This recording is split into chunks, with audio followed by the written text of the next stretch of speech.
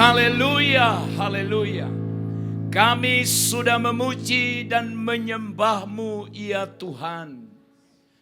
Melalui pujian dan sorak-sorai kami, kini kami mau duduk diam di hadapan Allah. Kami rindu Tuhan berkenan mengajar setiap hati kami. Memberitahukan rahasia kebenaran firman-Mu. Pengurapan yang luar biasa dari tempat maha tinggi turun atas setiap kami. Sehingga kami diperlengkapi dengan pewahyuan yang baru. Dengan demikian kami mengerti firman-Mu. Urapi hamba-Mu secara khusus supaya dapat menyampaikan pesan-Mu tanpa ada kesalahan. Ambil alih hati, pikiran, perasaan, mulut hamba-Mu oleh kuasa Roh-Mu yang kudus.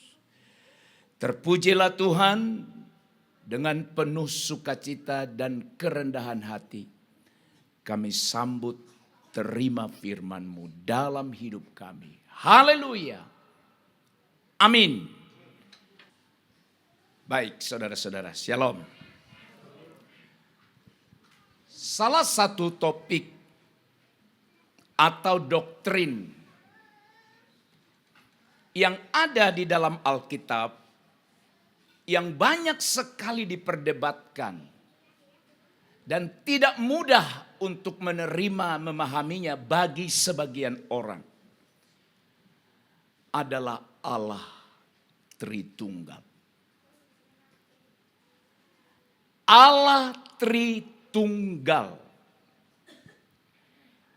Saya tidak akan menyampaikan pesan Tuhan atau firman dengan ulasan dogmatis sebagaimana layaknya di hadapan mahasiswa.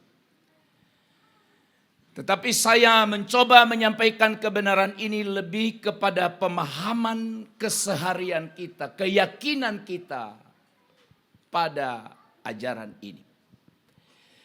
Itu sebabnya hari ini saudara-saudara dari konsep ini kita bersama-sama akan belajar tentang kasih, kuasa, dan kehadiran Allah Tritunggal di dalam kehidupan kita.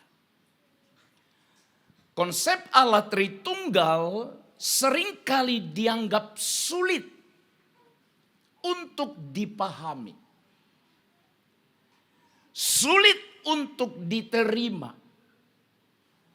Bahkan di kalangan orang percaya pun banyak kebimbangan dan keraguan. Maka tidak heran banyak orang Kristen khususnya tidak hormat kepada Allah. Karena dia tidak memahami pribadi ini.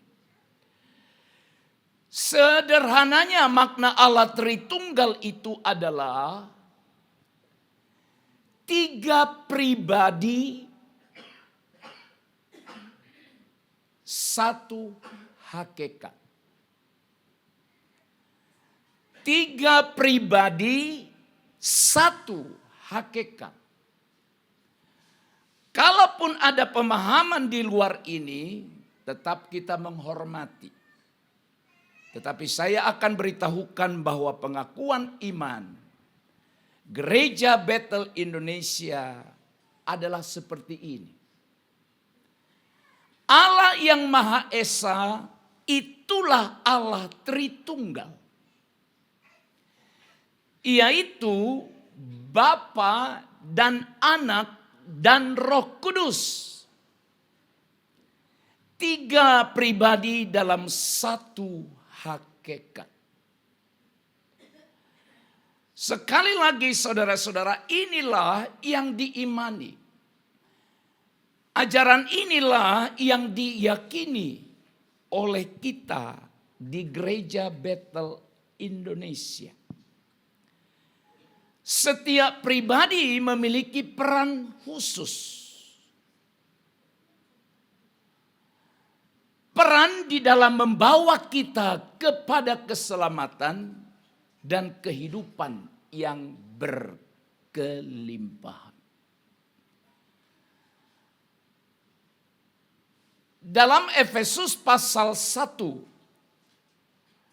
mulai ayat yang pertama sampai ayat yang ke-14, menunjukkan bahwa Allah Tritunggal nyata dalam kehidupan kita. Dengan kata lain saudara-saudara, Allah Tritunggal bukan hanya teori, tetapi sungguh-sungguh nyata dalam hidup kita. Allah Bapa, Anak, dan Roh Kudus bekerja bersama dalam rencana keselamatan kita. Untuk membawa kita kepada beberapa pemahaman perenungan, maka pertanyaan ini menjadi sangat penting. Bagaimana Allah Tritunggal menyatakan kasih, kuasa dan kehadirannya di dalam kehidupan kita. Doa saya adalah ketika kita memahami konsep ini lebih baik, lebih benar, rasa hormat kagum kita pada Allah, Bapa, Putra, dan Roh Kudus seharusnya berubah. Sebab adalah sesuatu yang logis, orang kurang menghargai, kurang menghormati baik seseorang kalau dia tidak tahu atau kalau dia tidak sadar apa peran dia dalam hidup kita. Saudara-saudara yang dikasihi oleh Tuhan, bukalah bersama-sama Efesus pasal 1. Buka Alkitab saudara, jangan ditutup karena nanti kita akan membaca ayat ini walaupun tidak secara keseluruhan langsung dari ayat 1 sampai ayat yang ke-14. Yang pertama Bapak Ibu Saudara-saudara, Allah Bapa adalah sumber berkat dan perencana keselamatan. Ayat yang ketiga dari Efesus 1, demikian firman-Nya. Terpujilah Allah dan Bapa Tuhan kita Yesus Kristus, yang dalam Kristus telah mengaruniakan kepada kita segala berkat rohani di dalam surga. Allah Bapa memberi kita berkat atau memberkati kita dengan berkat rohani. Bapak, Ibu, saudara-saudara sekalian, mata hati kita tidak boleh tertuju semata-mata kepada berkat jasmani. Sebab ada berkat yang jauh lebih mahal, lebih hebat, lebih luar biasa. Yaitu berkat rohani. Berkat rohani yang dimaksudkan saudara-saudara adalah keselamatan. Ada pengampunan, ada kedamaian, ada pemulihan hubungan yang retak, yang rusak antara manusia dengan Allah. Hal-hal ini adalah berkat rohani.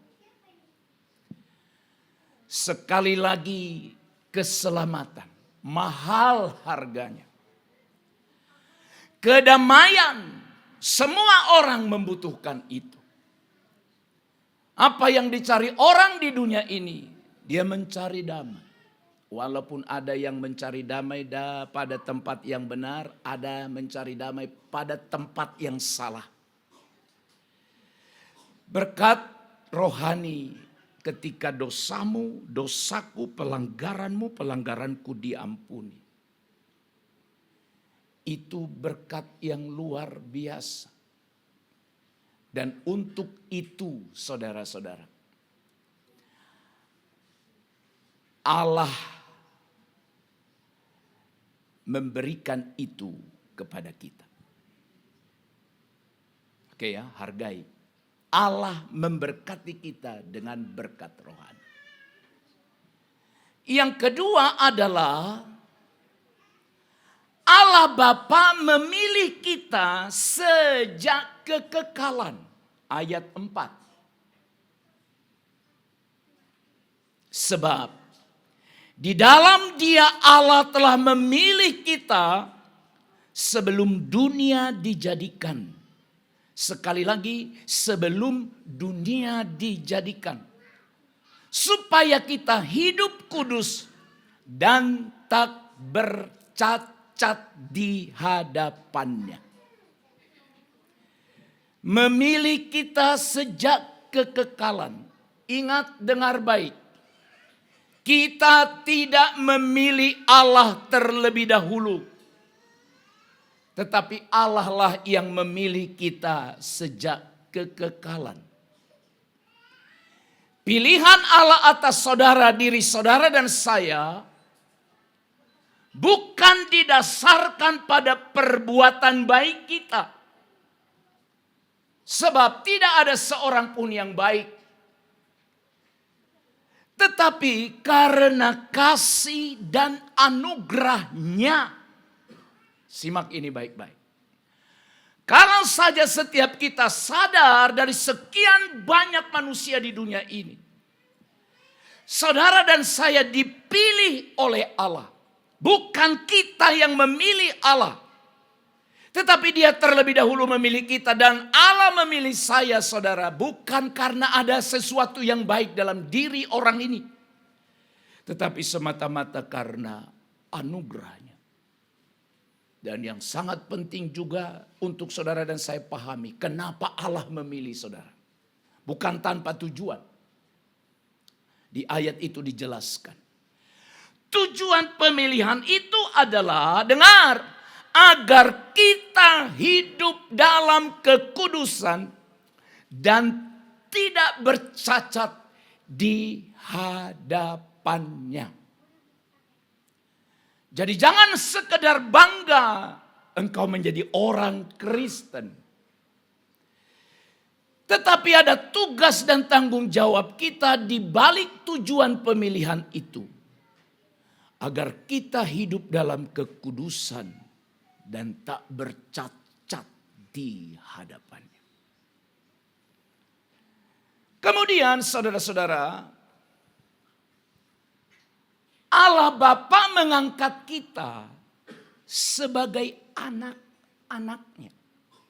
Ayat 5. Di dalam kasih Ia telah menentukan kita dari semula melalui Yesus Kristus untuk menjadikan anak-anaknya sesuai dengan kehendaknya. Supaya terpujilah anugerahnya yang mulia yang dianugerahkannya kepada kita di dalam Dia yang dikasihinya. Allah mengangkat kita. Kita diangkat menjadi anak Allah. Bukan sebagai hamba dalam arti umum. Sebab ada arti umum menjadi hamba, jongos, atau budak. Tapi kalau saudara menjadi hamba Tuhan itu beda konsep. Bukan itu yang saya mau katakan. Saya ulang kalimat ini. Kita diangkat oleh Allah untuk menjadi anaknya. Berarti diangkat menjadi anaknya itu berarti menjadi bagian dari keluarga Allah.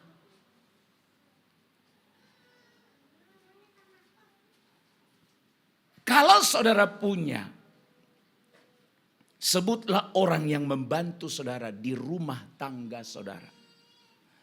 Entah ada hubungan darah atau tidak ada hubungan darah. Kalau ada, sebutlah orang yang membantu atau pembantu kita di rumah. Mereka atau dia bukanlah bagian dari keluarga kita. Sekalipun ada orang berkata, sudah kuanggap dia sebagai anakku sendiri, kuanggap. Sudah kuanggap dia sebagai saudaraku sendiri, kuanggap. Itu perasaan. Tetapi yang luar biasa di sini dikatakan Allah memilih kita, mengangkat kita menjadi anak. Kalau menjadi anak berarti masuk dalam bagian keluarga Allah. Hal ini menunjukkan betapa besarnya kasih Allah Bapa yang tidak hanya menyelamatkan saudara dan saya, tapi menjadikan kita sebagai anak, di mana anak adalah ahli waris kerajaan Allah. Kalau seorang atau sebutlah orang tua, ada ayah, ada ibu. Kalau dia sudah tidak ada, sebutlah mereka dipanggil Tuhan. Maka apa yang ada pada dirinya yang ditinggalkannya selama hidupnya, yang boleh berhak mewarisi atau mendapatkan itu, bukan tetangga, bukan orang lain, tapi adalah anaknya sendiri atau orang di dalam keluarga itu. Jadi saudara adalah ahli waris kerajaan Allah. Semua ini dilakukannya karena kasih karunia-Nya, bukan karena usaha kita. Oleh karena itu saudara-saudara, jawab pertanyaan ini di hatimu. Apakah kita menyadari, apakah saudara sadar bahwa kita anak-anak Allah? Dan sebagai anak Allah kita dituntut, diwajibkan untuk hidup dalam kekudusan sesuai dengan rencananya. Jadi jangan hanya bangga pada predikat sebutan anak Allah. Tapi tanya pada diri kita, engkau sebagai yang menyebut dirimu sebagai anak Allah, anak Tuhan. Sudahkah engkau hidup sebagaimana anak Allah?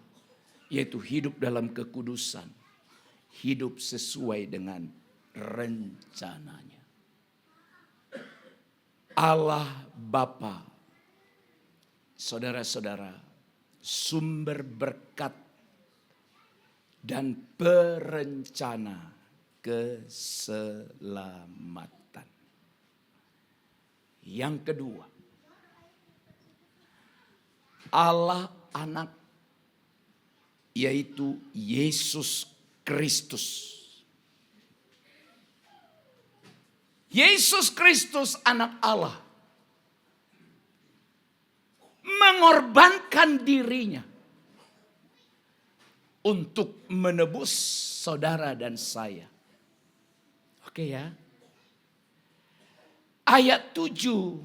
Sebab di dalam dia kita beroleh penebusan melalui darahnya. Yaitu pengampunan atas pelanggaran. Menurut kekayaan anugerahnya yang dilimpahkannya kepada kita.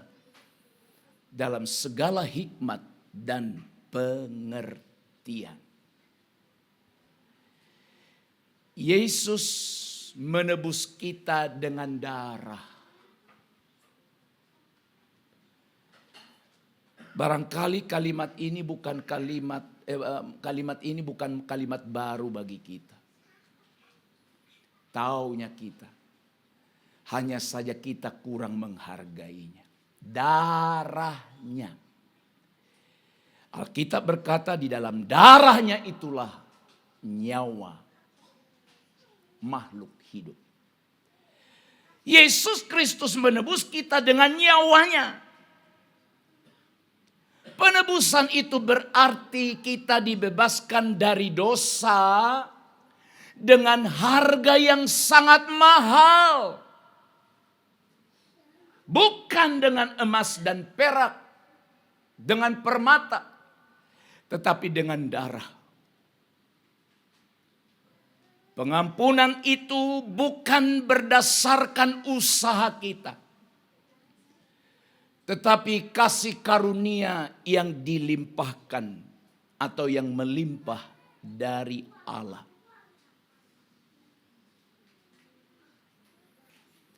Saudara-saudara, bayangkanlah seorang budak yang tidak bisa menebus dirinya sendiri. Seorang budak. Hanya seorang kaya yang bisa membayar harga yang mahal untuk membebaskannya. Sadarkah saudara, kita adalah budak dosa. Tetapi Yesus membayar lunas. Tidak dicicil, tidak diutang. Tetapi dengan darahnya. Mahal. Oh, ketika kita sadar bahwa diri kita ditebus dari budak dosa dengan darah atau nyawanya. Betapa setiap saat kita hormat, memuji dan bersyukur dan mengagumi Dia.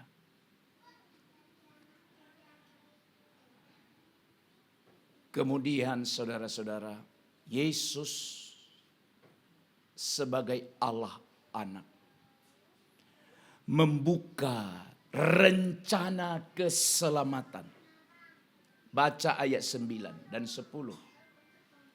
Sebab Ia telah menyatakan rahasia kehendaknya kepada kita. Rahasia kehendaknya kepada kita. Sesuai dengan rencana kerelaannya. Yaitu rencana kerelaan yang dari semula telah ditetapkannya di dalam Kristus. Sebagai persiapan kegenapan waktu untuk mempersatukan di dalam Kristus sebagai kepala segala sesuatu. Baik yang di surga maupun yang di bumi.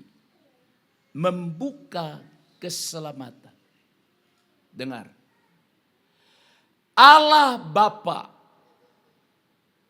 merancang keselamatan, merencanakan keselamatan bagi manusia yang berdosa. Tetapi yang menggenapinya adalah Yesus sendiri. Rencana ini mencakup seluruh dunia, bukan hanya bangsa Israel.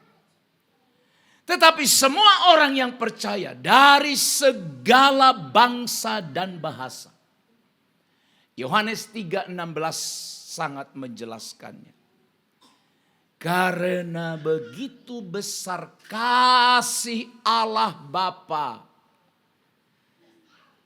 kepada dunia ini, sehingga Ia telah mengaruniakan anaknya Yesus Kristus yang tunggal, supaya setiap orang yang percaya kepadanya tidak binasa, melainkan beroleh hidup yang kekal.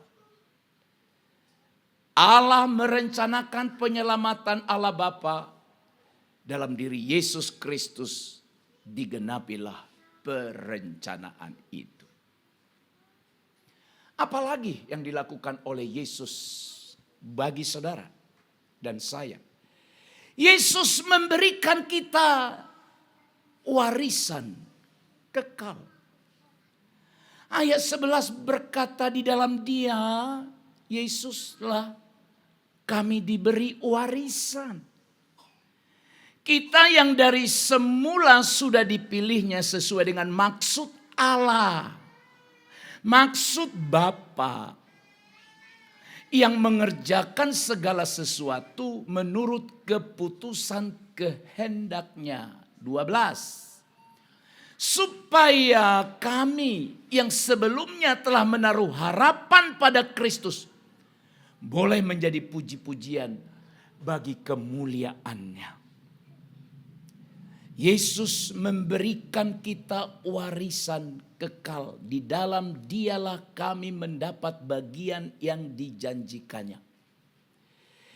Di dalam Kristus kita memiliki warisan kekal.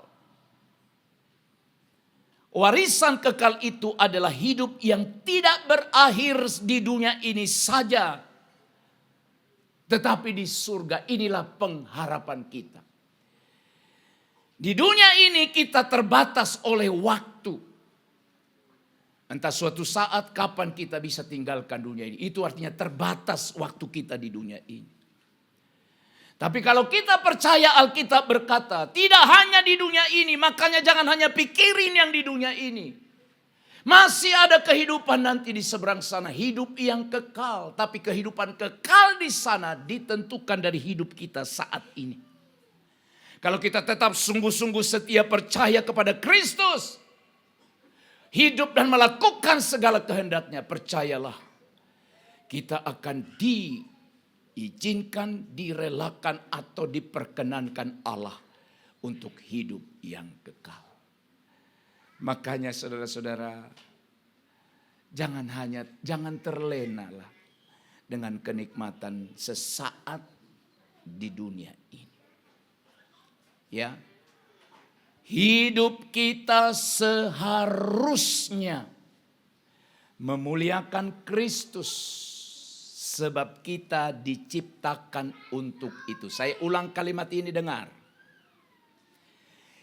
Hidup kita seharusnya memuliakan Kristus sebab kita diciptakan untuk itu. Dengan kata lain, kenapa saudara lahir ke dunia ini? Kenapa saudara ada di dunia ini? Kenapa saudara seperti ada hari ini? Tuhan izinkan saudara dan saya terlahir ke dunia ini. Tujuan utamanya supaya kita memuliakan Dia. Oleh karena itu saudara, apakah kita hidup dalam rasa syukur atas pengorbanan Kristus dalam hidup kita? Dan menggunakan hidup kita untuk memuliakan Tuhan. Di gereja kita setiap awal bulan kita melaksanakan perjamuan kudus. Tujuannya apa? Tujuannya adalah sesuai dengan firman Tuhan. Perbuatlah ini setiap kali kamu makan, setiap kali kamu minum roti dan anggur. Alkitab berkata menjadi peringatan akan aku.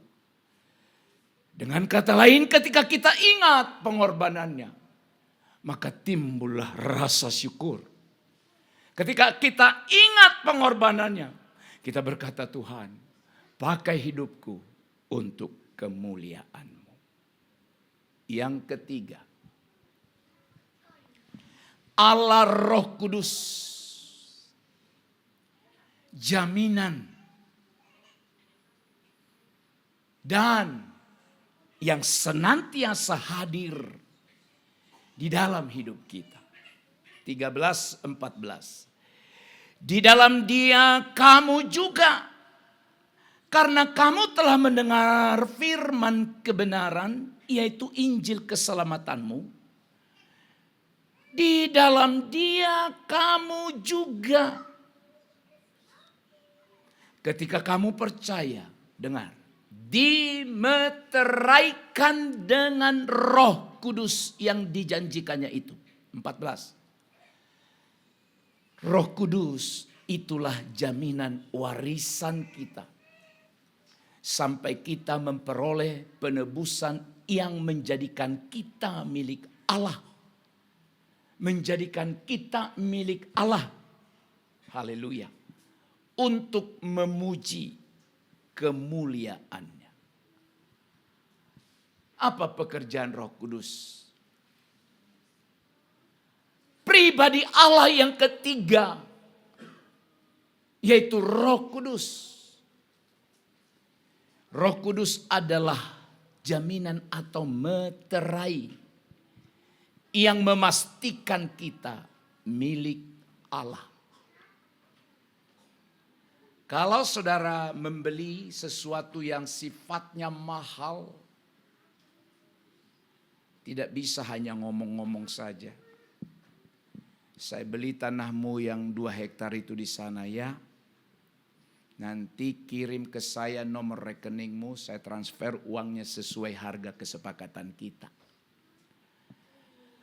Maka kita kirim selesai. Tapi tidak berhenti sampai di situ. Mungkin saja ketika orang itu kedua belah pihak baik yang membeli menjual masih hidup. Tapi kalau besok suatu saat mereka ada yang meninggal duluan, maka keluarga yang meninggal ini akan menggugat dan berkata, ini milik bapakku, ini milik orang tuaku. Maka si pembeli berkata, oh udah kami beli dulu ini waktu dia masih hidup. Maka anaknya bilang, tidak. Enggak. Mana buktinya? Ya waktu itu kami sudah sepakat. Dibawa kemanapun saudara, baik secara hukum, kita tidak akan pernah menang. Tetapi akan ada surat perjanjian pernyataan jual beli yang selalu di sana dicantumkan lembaran kertas kecil namanya meterai. Meterai itu punya kekuatan yang luar biasa. Memastikan bahwa benar-benar itu sudah dijual kepada kita dan itu milik kita. Haleluya.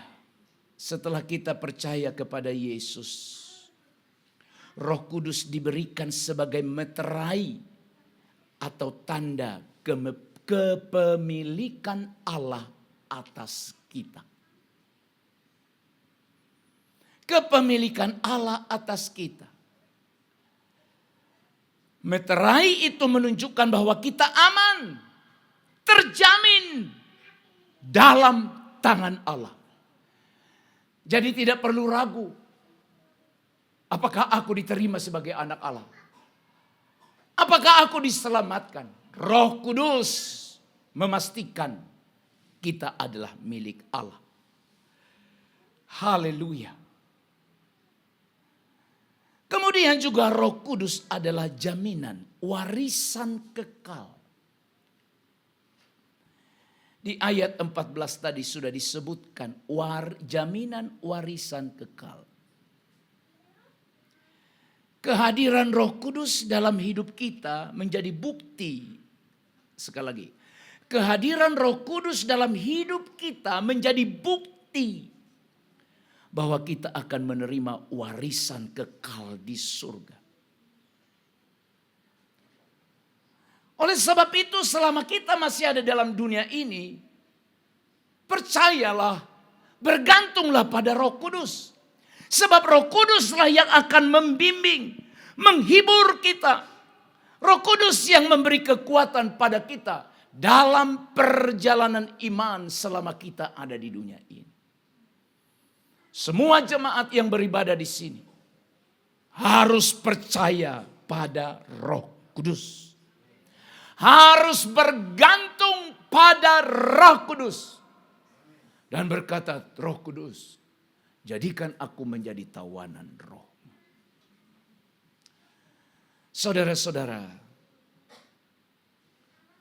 apakah kita peka, sensitif terhadap suara Roh Kudus?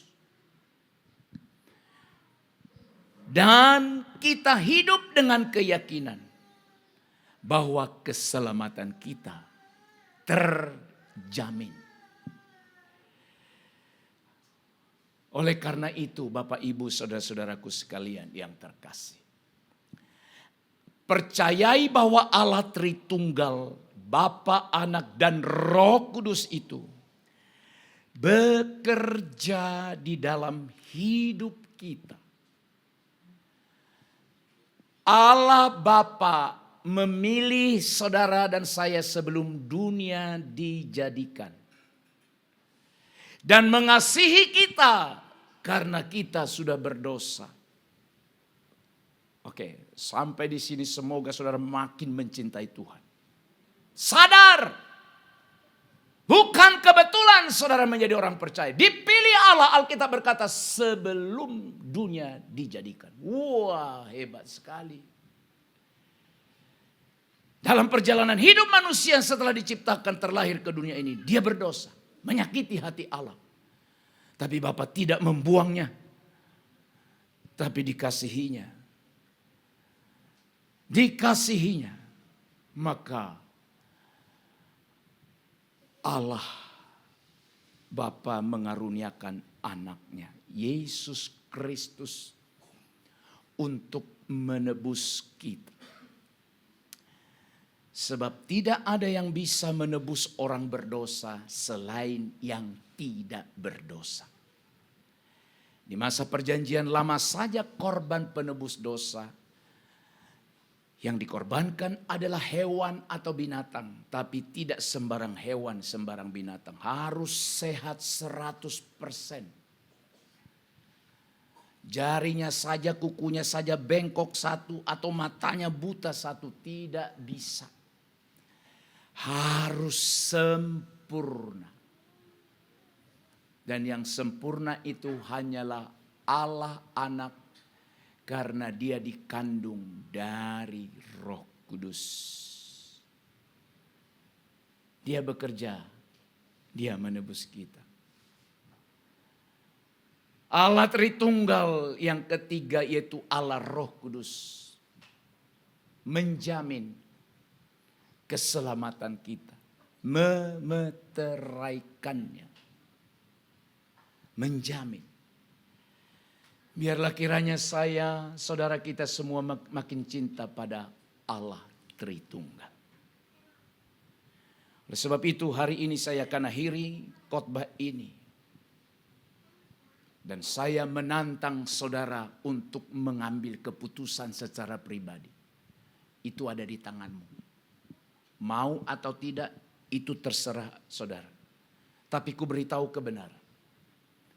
Hiduplah sebagai anak Allah yang selalu bersyukur dan hidup dalam kekudusan. Kedua, hormati, hargai pengorbanan Kristus di kayu salib. Bagaimana kita menghormati dan menghargainya? Hiduplah untuk memuliakan Dia. Kita akan berkata, selama ku hidup bagimu. Terakhir, biarkan Roh Kudus memimpin langkah kita. Roh Kudus tidak akan pernah paksa seseorang. Tapi Roh Kudus bisa mengubah seseorang ketika dia merelakan hidupnya diubah. Maka jangan heran. Seorang penjahat, seorang yang sangat keras, bahkan seorang yang sangat membenci Allah bisa diubah oleh Roh Kudus. Membuat dia menjadi pribadi yang hidup dan luar biasa. Oleh karena itulah saudaraku sekalian yang terkasih. Kalau saudara memahami ini, memahami pribadi Allah Tritunggal ini, di mana kita mengenal kasih Bapa, kuasa daripada anak Allah yang menebus, membebaskan kita, dan kehadiran Roh Kudus dalam hidup kita. Maka kita akan sangat menghormati dan menghargainya. Maka itulah yang disebut dengan dampak ajaran yang sehat di dalam kehidupan kita. Amin. Kita berdoa. Kami percaya kepada Allah Bapa, Anak, dan Roh Kudus. Terima kasih buat pribadimu yang luar biasa. Telah memilih kami, mengasihi kami, menyelamatkan kami, menyertai kami selama kami ada di dunia ini. Bertambahlah hormat, keagungan, kebanggaan kami kepadamu. Karena sekarang kami sadar, Allah kami adalah Allah yang esa. 3 pribadi di dalam satu. Kami percaya, kalaupun ada orang tidak percaya, ada dunia yang ada orang-orang yang mengajarkan tidak mempercayai. Tapi kami bersyukur, kami percaya. Dan kami boleh percaya menerima Allah Tritunggal itu juga karena pekerjaan Roh Kudus. Terima kasih Bapa. Kami mengucap syukur. Kami beri hormat padamu. Dalam nama Yesus kami berdoa. Haleluya. Amin.